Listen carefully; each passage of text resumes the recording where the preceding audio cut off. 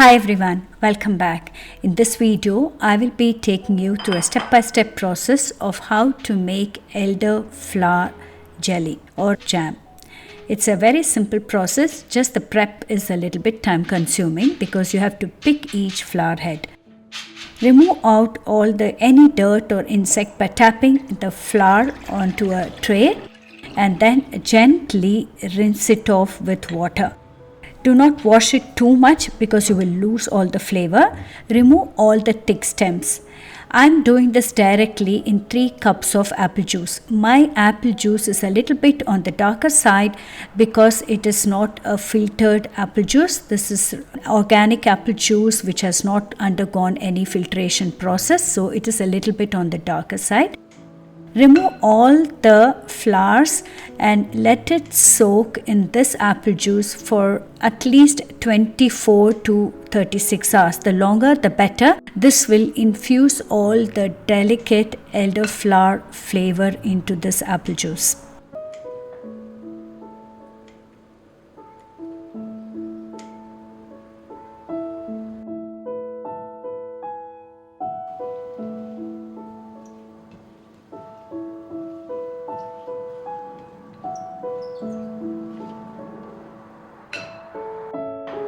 Cover this infusion with a cling wrap and let it rest. If you want a stronger flavor, let it infuse a little bit longer. I've taken at least about 30 hours and I will get back to this after that.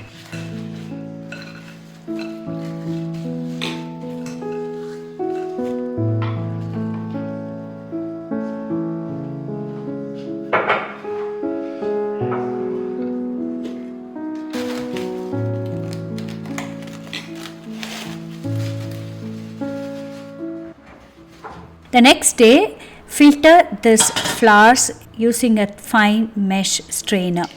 Discard the flowers after this and then you add equal amount of pectin sugar.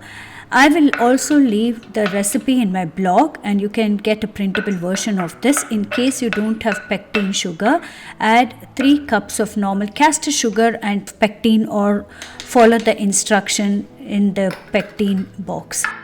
I always have pectin sugar in my pantry. And then mix in the juice of 1 lemon. Since I had 3 cups of apple juice, I have added equally the same amount of pectin sugar.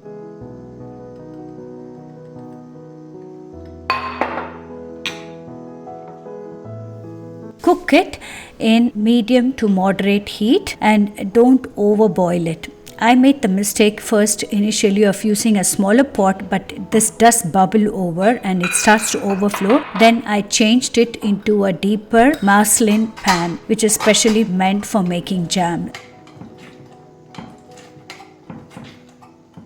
And I transferred this and that's what you'll be seeing.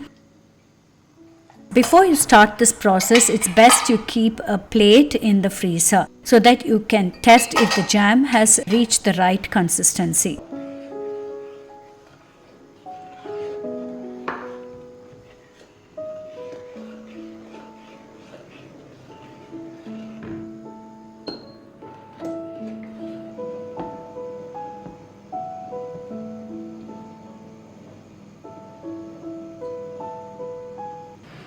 You see, I have changed it into this muslin pan and this works wonders. It's also easy to pour, unlike the other pots.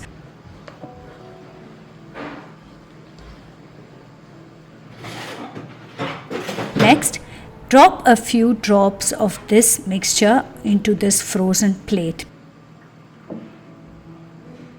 If the jam has stopped flowing, it is ready for bottling. I've already sterilized the bottle using my oven, which has a special bottle sterilization program, and I've also sterilized the lids. You can see already that the jam has already set.